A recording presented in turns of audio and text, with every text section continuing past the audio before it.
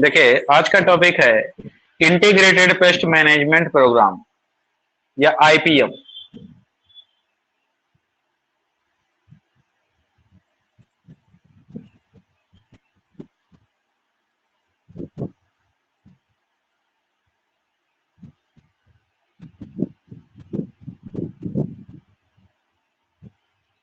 देखिए, integrated pest management programme या इसी को हम बोलते हैं आईपीएम।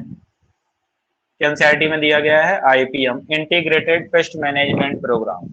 देखिए, बेसिकली इस प्रोग्राम के तहत हम क्या करते हैं, हम पेस्टिसाइड्स का यूटिलाइजेशन मिनिमम से मिनिमम करते हैं। यानी हम इसमें पेस्टिसाइड्स का उपयोग या हर्बिसाइड्स का उपयोग कम से कम करके इंटीग्रेटेड पेस्ट मैनेजमेंट प्रोग्राम में हम इसके बारे में पढ़ते हैं कि हम कैसे इसका उपयोग कम कर सकते हैं, या बायो पेस्टिसाइड्स या बायो हर्बिसाइड्स का उपयोग हम ज्यादा से ज्यादा कैसे कर सकते हैं, पोल्यूशन से कैसे बच सकते हैं, या हम अपने सॉइल को खराब होने से कैसे बचा सकते हैं, या लोगों तक इन पेस्टिसाइड्स को पहुंचने से कैसे बचा सकते हैं।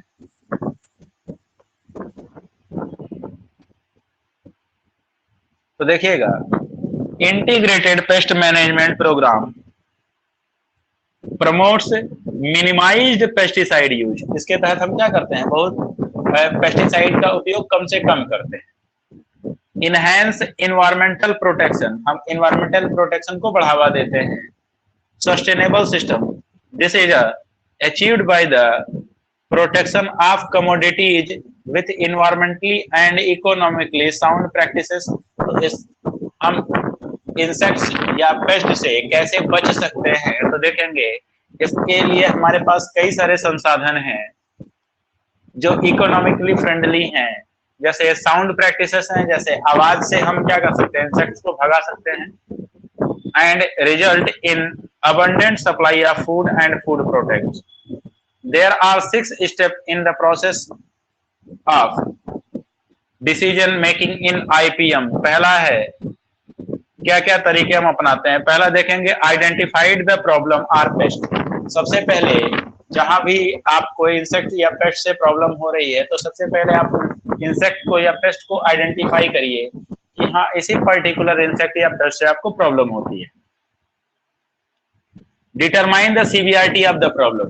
अब उसको आप देखिए कि क्या इससे आपको बहुत ज्यादा नुकसान हो रहा है।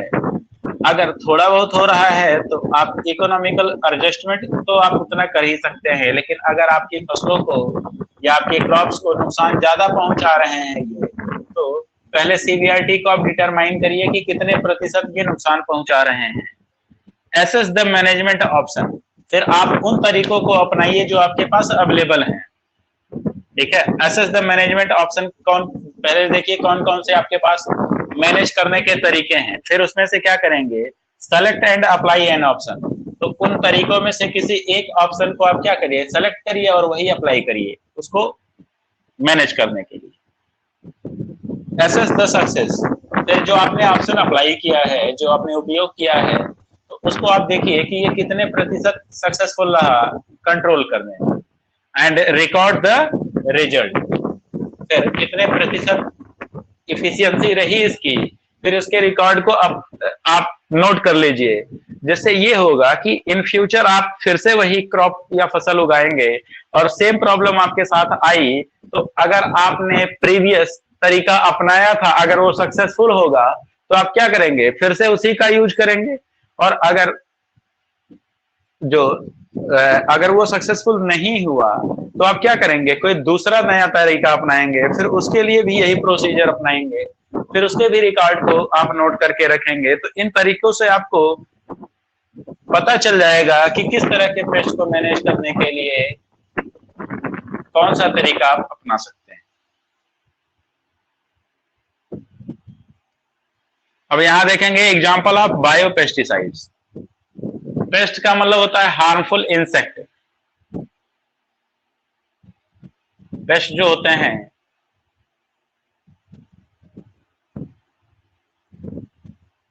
ये हार्मफुल इंसेक्ट्स होते हैं, कीड़े मकोड़े होते हैं जो हमारी फसलों को नुकसान पहुंचाते हैं। तो एग्जांपल ऑफ बायो पेस्टिसाइड कहने का मतलब, बायो का मतलब क्या है, लिविंग। पेस्ट जो है आपका हार्मफुल है, इंसेक्ट, एंड साइड का मतलब होता है किल करना। ठीक है, तो हम इसमें क्या करते हैं, कुछ लिविंग ऑर्गेनिज्म होते हैं जिनका हम उपयोग करते हैं इन इंसेक्ट्स या पेस्ट को किल करने के लिए, तो इसीलिए हम इसको बोलते हैं बायो पेस्टिसाइड। मतलब लिविंग ऑर्गेनिज्म का ही उपयोग कर रहे हैं दूसरे लिविंग ऑर्गेनिज्म को या माइक्रोब्स को या पेस्ट को किल करने के लिए। तो पहला देखेंगे माइक्रोबियल एक्टिव इंग्रेडिएंट्स, जिसमें पहला है बैक्टीरिया। तो इन बैक्टीरिया में हम कौन कौन सी स्पीसीज का यूज करते हैं, तो इसमें देखेंगे एग्रोबैक्टीरियम का उपयोग करते हैं, रेडियोबैक्टर का उपयोग करते हैं, बैसिलस सीरस का यूज करते हैं, बैसिलस सबटिलस का यूज करते हैं, स्यूडोमोनास क्लोरोफेसियंस का उपयोग करते हैं। तो ये कुछ बैक्टीरियल स्पीसीज हो गई जिनका उपयोग हम इंसेक्ट या पेस्ट को किल करने में करते हैं। दूसरा देखेंगे वायरस, वायरसेस, न्यूक्लियोपॉलीहाइड्रोलिसिस वायरस, इसका उपयोग हम इंसेक्ट या पेस्ट को किल करने के लिए करते हैं। कंट्रोल्स द एंगरफा फैल्सीफेरा, दैट इज इंसेक्ट है, डोगलस फिर ये भी इंसेक्ट है, gypsy moth and Helicoverpa zea, Helicoverpa zea, ये इंसेक्ट्स हैं, इनको कंट्रोल करने के लिए हम इन वायरसेस का यूज करते हैं, नियोपॉलीहाइड्रोलिसिस वायरस का। अगला है non viable microbial pesticides. Non viable मतलब नॉन वायबल मतलब जो जिंदा स्टेज में ना हो,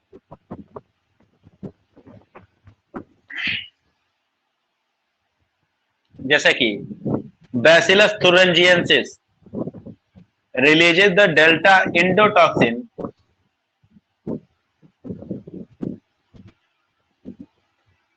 in killed Pseudomonas fluorescens।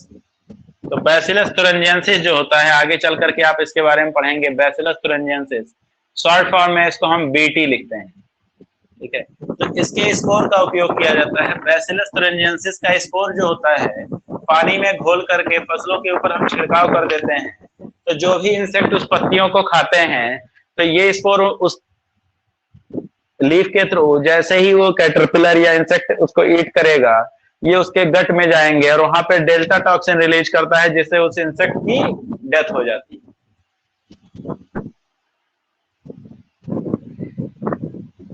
Miscellaneous microbial pesticide देखेंगे, इसमें है नोसिमा लोकस्टी, ये ग्रासहोफर पैथोजन होता है। लोकस्ट जो होता है वो ग्रासहोपर होता है, ये ग्रासहोपर पैथोजन कहलाता है। नोसिमा लोकस्टी उसके गट में पाया जाता है।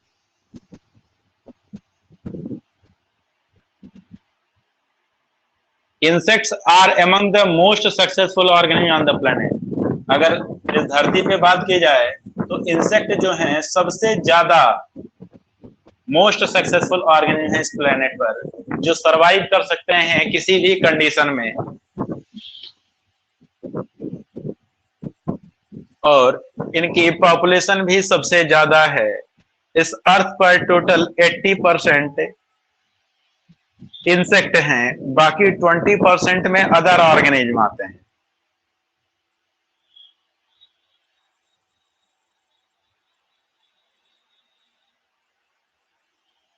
सम इंसेक्ट्स आर हेल्पफुल, कुछ इंसेक्ट जो होते हैं वो हेल्पफुल होते हैं, जैसे कि lady beetle and dragon flies feed on the aphids and mosquito which damage the fruit tree, green house plant, crops etcetera, ठीक है।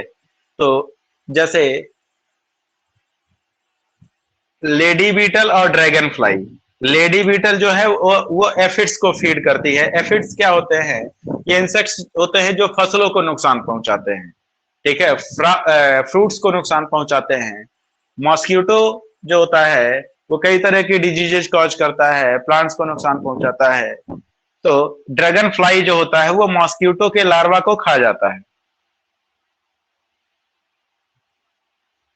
ड्रैगन फ्लाई एक इंसेक्ट होता है, आपने देखा होगा जब बारिश का सीजन आता है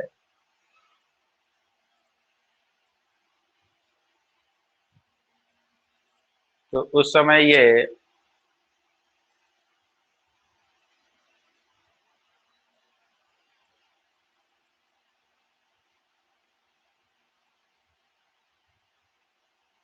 आपको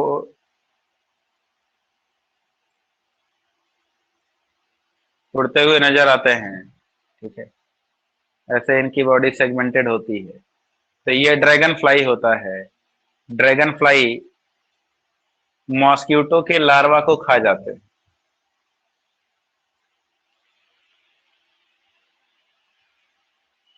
other insects are harmful, transmitting diseases to the human, animals and plants.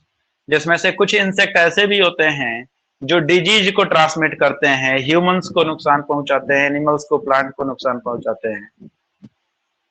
Farmer have always looked for new and better ways to control insect and pest. तो जो किसान होते हैं वो लगातार नए नए तरीके की खोज में रहते हैं जिससे वो आसानी से इंसेक्ट या पेस्ट को कंट्रोल कर सके।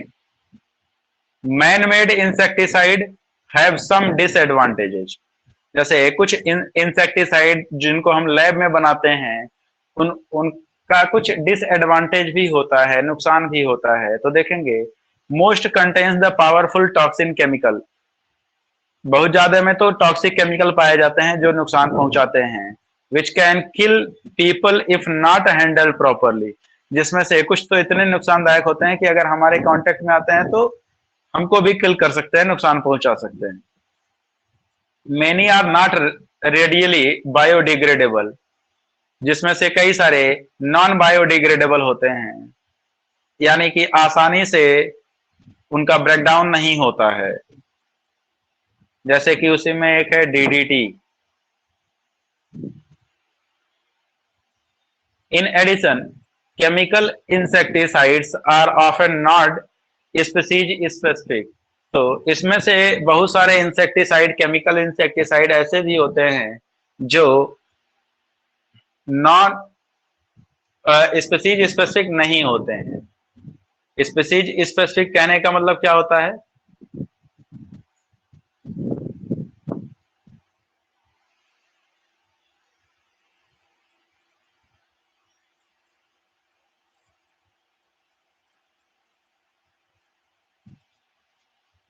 यानी जो किसी एक पर्टिकुलर स्पीसीज को नुकसान पहुंचाते हैं।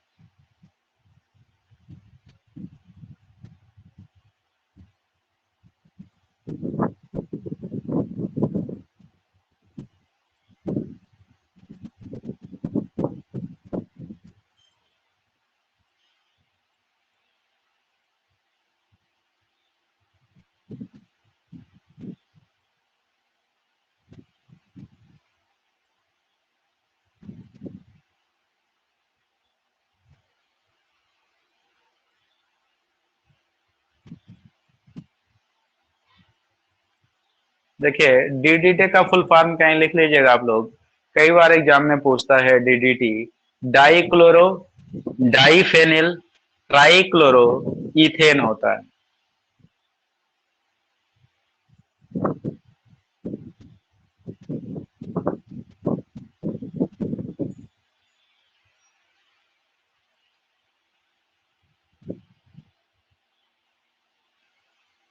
केमिकल इंसेक्टिसाइड के बारे में देखेंगे। They kill all insect in the area even the beneficial one. तो आप जो केमिकल इंसेक्टिसाइड का उपयोग करते हैं वो जरूरी नहीं है कि जिस इंसेक्ट को आप किल करना चाह रहे हैं सिर्फ उसी को किल करता है। ये क्या करता है, कुछ यूजफुल इंसेक्ट्स को भी किल कर देता है। जो भी इंसेक्ट इसके कांटेक्ट में आते हैं सबके सब मारे जाते हैं। Finally, because insects are very adaptable and reproduce quickly, they develop the resistance to the man-made insecticide. क्योंकि इनका लाइफ स्पैन बहुत ही कम होता है, ये बहुत तेजी से अडॉप्ट करते हैं, एडाप्टेशन पावर इनकी बहुत ही ज्यादा है। तो जो भी इंसेक्टिसाइड हम बनाते हैं ये कुछ ही समय बाद उसके अगेंस्ट रेजिस्टेंस पावर डेवलप कर लेते हैं। जैसे फॉर एग्जांपल आप मॉस्किटो को देख सकते हैं। मॉस्किटो ने बहुत ही तेजी से रेजिस्टेंस पावर डेवलप किया है। जैसे उसको पहले किल करने के लिए आप क्या करते थे, कॉयल का यूज करते थे, ठीक है। कॉयल के बाद आप चिप यूज करते थे, चिप के बाद आप लिक्विड यूज करते थे, लिक्विड यूज करते हैं, लिक्विड के साथ जो है अब अगरबत्ती भी आप यूज करते हैं। तो आपने कई सारे तरीके अपनाए हैं उसको किल करने के लिए, लेकिन वो समय समय पर इन सभी केमिकल पेस्टिसाइड्स के अगेंस्ट रेजिस्टेंस पावर डेवलप कर लेता है। Bio insecticide have advantages. अगर आप बायो इंसेक्टिसाइड का उपयोग करते हैं तो इसमें बहुत सारे एडवांटेज हैं। पहला क्या है, it's more difficult to insect to develop resistance.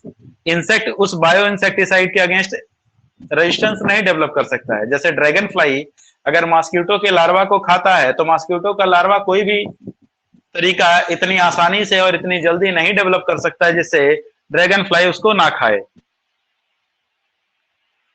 They are very specific often affecting a single species of insect.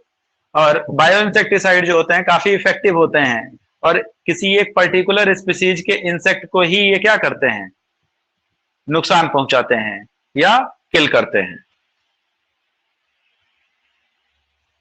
They are also safer as they leave little harmful residue and don't harm people, animals and friendly insects।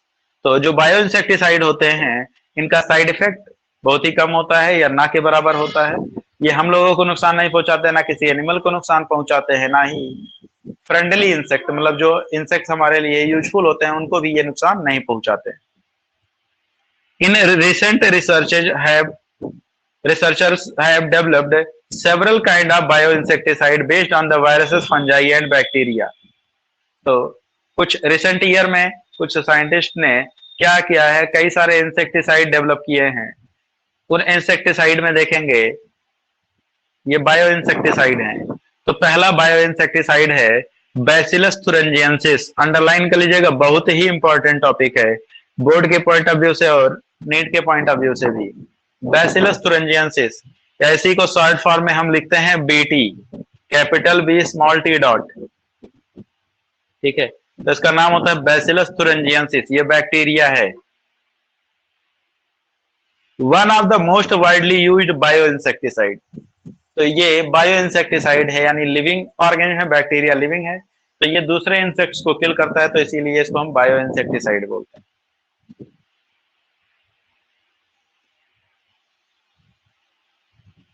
It's unnaturally occurring soil bacteria, also called the Bt, that produce a protein which is poisonous to insect। तो इसको short में हम BT भी बोलते हैं, bacillus thuringiensis को। और ये हार्मफुल प्रोटीन सिक्रेट करता है जिसकी मदद से इंसेक्ट को ये किल कर देता है। Often within 15 minutes of being eaten, the poison create ulcer in the intestine stomach lining, and the insect stop eating and eventually die। तो देखिए बैसिलस थुरिंजिएंसिस के बारे में, बैसिलस थुरिंजिएंसिस जो होता है इसके स्पोर जो है वो मार्केट में अवेलेबल होते हैं। छोटे छोटे स्पोर जो है, स्पोर के इसके सह से आते हैं यानी पाउच आता है। आप इसको लेकर के पानी में डिजॉल्व कर लीजिए और पानी में घोलने के बाद इसका अपनी फसलों पर छिड़काव कर दीजिए।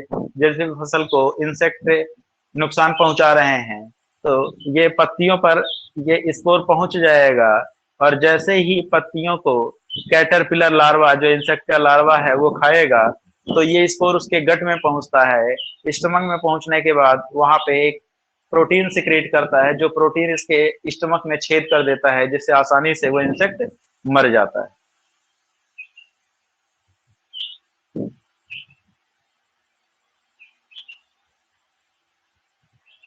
500 to 600 strains or type of BT have been identified, but BT is very selective।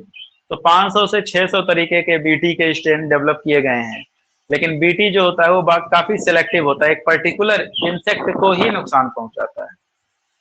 It affect only specific species of insect और pest and does not harm human, birds, fishes and beneficial insect. तो ये एक targeted insect को, अलग अलग तरह के जो इसके स्ट्रेन है ना, वो अलग अलग तरह के इंसेक्ट को किल करने के लिए उपयोग किए जाते हैं। तो ये सेलेक्टिव होता है काफी, जिस टारगेटेड इंसेक्ट के लिए आप इसका उपयोग करेंगे ये उसी को किल करता है। अदर इंसेक्ट्स को या यूजफुल इंसेक्ट को या ह्यूमन बीइंग को, बर्ड्स को ये नुकसान नहीं पहुंचाता है। They are available in the sachet as dry spores which are mixed with the water and sprayed onto the vulnerable plant. तो ये सैसे के फॉर्म में, पाउच के फॉर्म में अवेलेबल होता है इसका स्पोर, जिसको आप मार्केट से ले करके पानी में घोल करके फसलों को के ऊपर छिड़काव कर सकते हैं।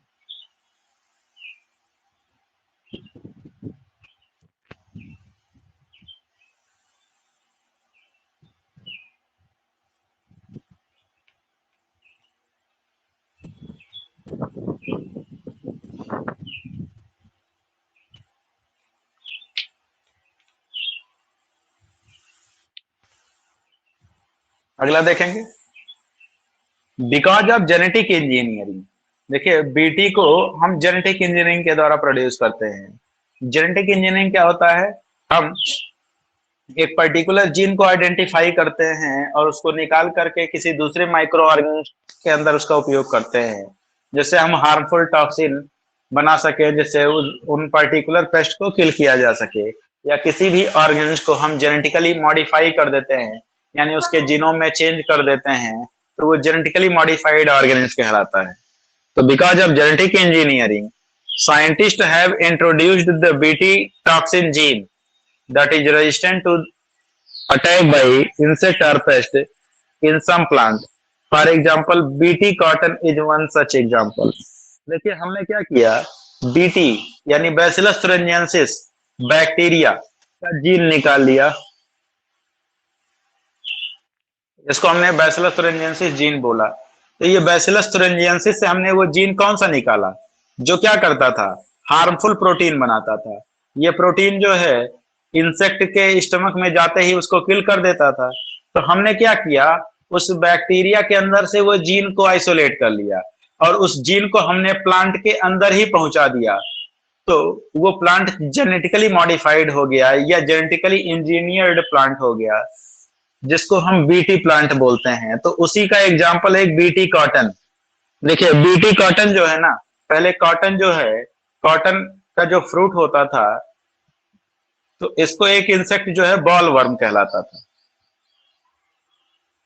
बॉल वर्म जो है इसको नुकसान पहुंचाता था।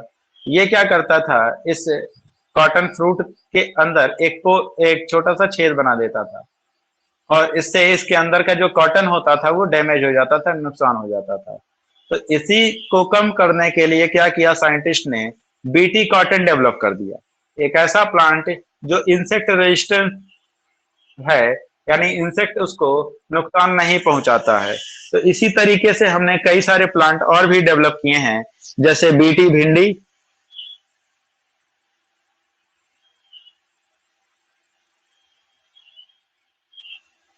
BT brinjal. पहले देखिए जो बैगन होता था उसमें इंसेक्ट लग जाते थे, कीड़े लग जाते थे, और भिंडी में भी कीड़े लग जाते थे। तो प्रेजेंट टाइम में मार्केट में कई सारे ऐसे बैगन आते हैं जिसको दुकानदार कहता है कि भैया आग बंद करके ले जाइए, इसके अंदर एक भी इंसेक्ट नहीं निकलेगा, अगर निकलेगा तो हम वापस कर देंगे। तो उसका मतलब क्या है कि उसके अंदर ऐसा जेनेटिकली मॉडिफाइड हमने कर दिया कि इंसेक्ट जो है उसको नुकसान पहुंचाएगा ही नहीं।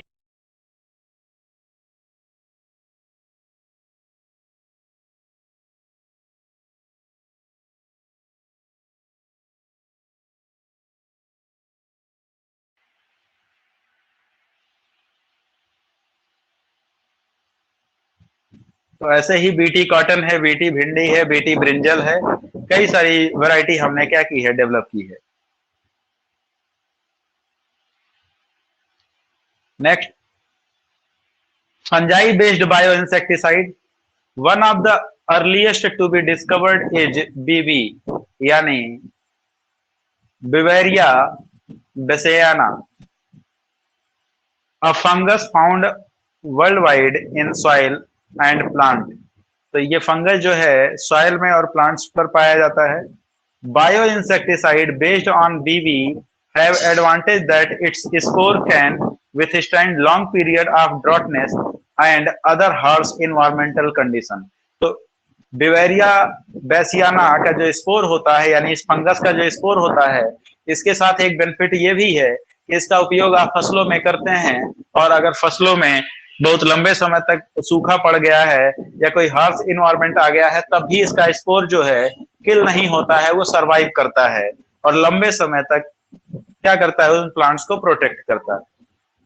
The fungus does not harm plant, ये फंगस जो है वो प्लांट को नुकसान नहीं पहुंचाता है।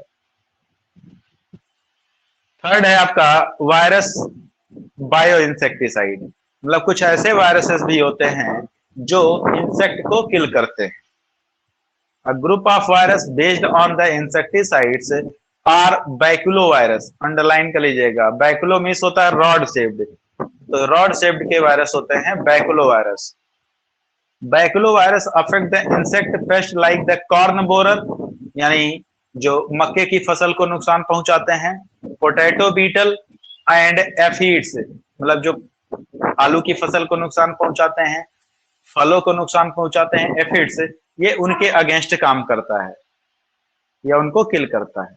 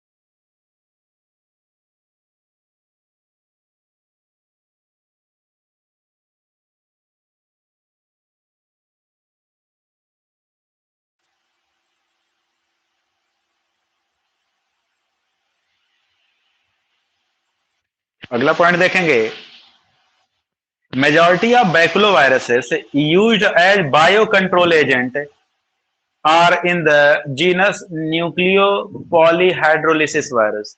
तो ज्यादातर जो वायरसेस यूज किए जाते हैं इंसेक्ट या पेस्ट को किल करने के लिए, वो सब जीनस न्यूक्लियो पॉलीहाइड्रोलिसिस से ही बिलोंग करते हैं। तो जैसे किसी भी ऑर्गेनिज्म का जो साइंटिफिक नेम होता है, दो वर्ड से मिलकर के बना हुआ होता है, तो जो जीनस है इसका वो न्यूक्लियो पॉलीहाइड्रोलिसिस वायरस ही है, तो इसी जीनस से ज्यादातर वायरसेस बिलोंग करते हैं। These viruses are excellent candidates for the species specific narrow spectrum insecticidal application। देखिए, नैरो स्पेक्ट्रम इंसेक्टिसाइडल स्पेक्ट्रम कहने का मतलब ये है कि जैसे आप केमिकल का जब उपयोग करते थे तो उस केमिकल के कांटेक्ट में जितने भी तरह के इंसेक्ट आते थे सब के सब किल कर दिए जाते थे, तो ये वाइड स्पेक्ट्रम कहलाता है। जबकि जो वायरस आप यूज कर रहे हैं ये किसी एक पर्टिकुलर स्पीसीज को ही क्या करेगा, किसी एक पर्टिकुलर स्पीसीज के इंसेक्ट को ही ये किल करेगा, तो ये नैरो स्पेक्ट्रम कहलाता है। यानी इसके कांटेक्ट में आने वाले दूसरे इंसेक्ट जो है वो नहीं किल किए जाएंगे। तो ये नैरो स्पेक्ट्रम और वाइड स्पेक्ट्रम इसीलिए हम उपयोग करते हैं वर्ड।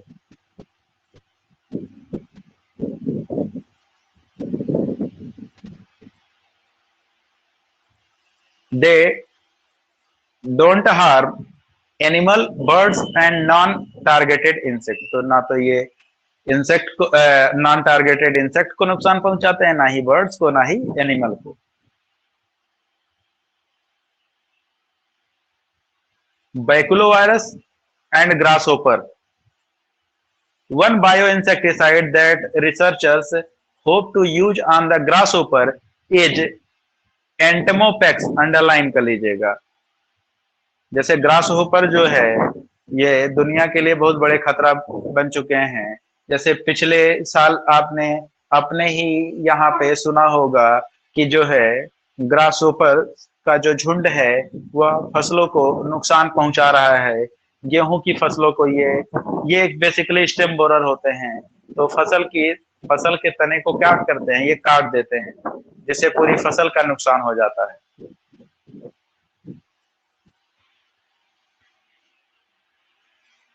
तो कई एकड़ फसलों को ये एक साथ नुकसान पहुंचा देते हैं।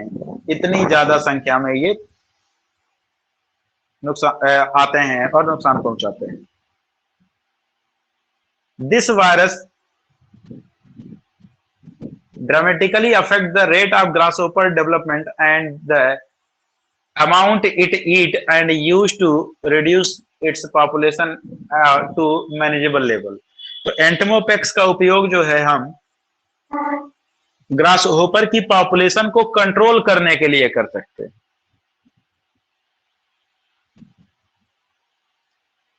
जैसे अगर किसी भी इंसेक्ट को पूरी तरीके से खत्म कर दिया जाएगा तो इकोलॉजिकल डिसबैलेंस हो जाएगा। जो इकोलॉजी में हमारा फूड चेन है वो बैलेंस नहीं रह जाएगा, तो आगे चल करके और भी नुकसान हो सकते हैं।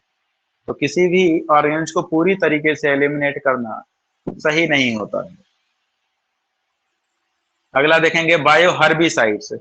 हर्ब्स का मतलब होता है छोटे छोटे पौधे होते हैं जो हमारी फसलों के बीच में उगाते हैं, जिनको हम वीड भी बोलते हैं।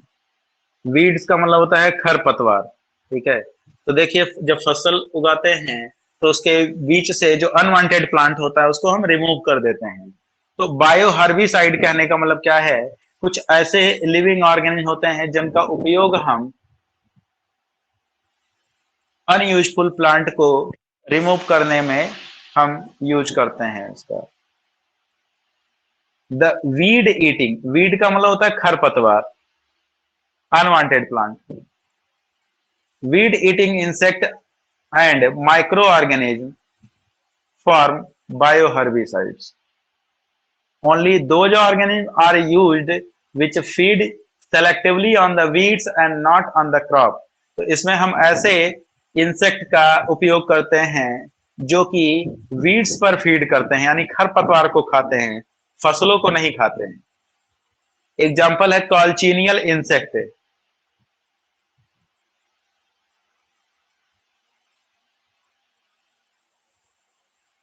इसका नाम है कैक्टोब्लास्टिस कैक्टोरम। ऐसा ही है फाइटोप्थेरा पाल्मिवोरा, फंगस है। The control the growth of milk seed vines in the citrus plantation. Citrus plantation में मिल्क सीड वाइन को ये खत्म करता है, किल करता है।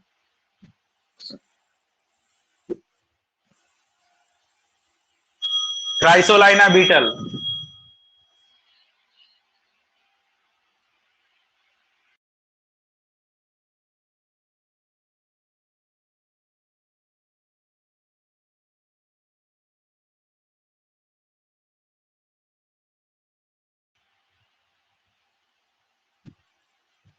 क्राइसोलाइना बीटल देखेंगे that controls the Klamath weed in USA.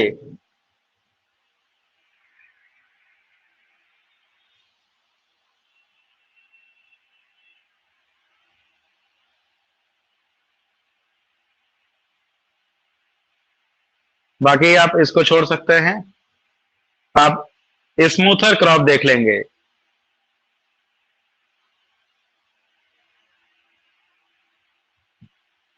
Next देखेंगे smoother crop like the sunflower, barley, alpha alpha, राई, सेलियालन, sorghum, sweet clover, etc.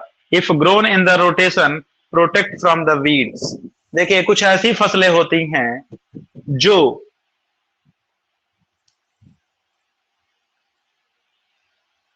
अगर हम मेन फसल के साथ इनको उगाएं या उनके बाद इनको उगाएं तो ये उस क्रॉप फील्ड में, उस खेत में अनवांटेड वीड्स को ग्रो नहीं होने देती हैं।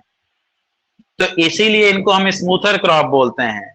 तो कुछ स्मूथर क्रॉप हैं जिनका उपयोग अगर हम क्रॉप रोटेशन में करें, जैसे क्रॉप रोटेशन का मतलब क्या होता है, जैसे आपने मेन फसल उगाई, फिर इस मेन फसल उगाने के साथ आपने क्या किया, एक स्मूथर क्रॉप उगाया, फिर आपने दूसरी फसल उगाई। तो स्मूथर क्रॉप के उगाने की वजह से उस खेत में अनवांटेड वीड ग्रो नहीं करते हैं। तो इन स्मूथर क्रॉप का उपयोग हम क्रॉप रोटेशन में करते हैं। तो इसमें कौन कौन से स्मूथर क्रॉप आते हैं? सनफ्लावर है, बार्ले है, अल्फा अल्फा है, राई है, सेलियालन है, सोरगम है, स्वीट क्लोवर है, etcetera. Devine and Collego are the fungal spore used as spray. तो डिवाइन एंड कलीग कॉलेज का उपयोग जो है हम फंगल, ये एक्चुअली फंगल स्पोर हैं और स्प्रे के तौर पर इनका छिड़काव करने के लिए इनका उपयोग किया जाता है। अगला देखेंगे, transgenic plant have jeans of pest resistant. तो कई सारे ट्रांसजेनिक प्लांट है हमारे पास जिनका हमने जीन क्या किया, अल्टर कर दिया, जेनेटिक इंजीनियरिंग कर दी है। तो वो इंसेक्ट रेजिस्टेंट है, मतलब इंसेक्ट उनको नुकसान नहीं पहुंचा सकते हैं। फॉर एग्जाम्पल है टोमेटो एंड टोबैको। अगला है Cercospora rodmanii, is a fungus use to control the water hyacinth. ये एक फंगस है जिसका उपयोग जो है वाटर हाइसेंथ को कंट्रोल करने में किया जाता है, यानी जलकुंभी जो होता है। That is also known as, water hyacinth को हम क्या बोलते हैं? Terror of Bengal. Terror of Bengal इसको बोलते हैं।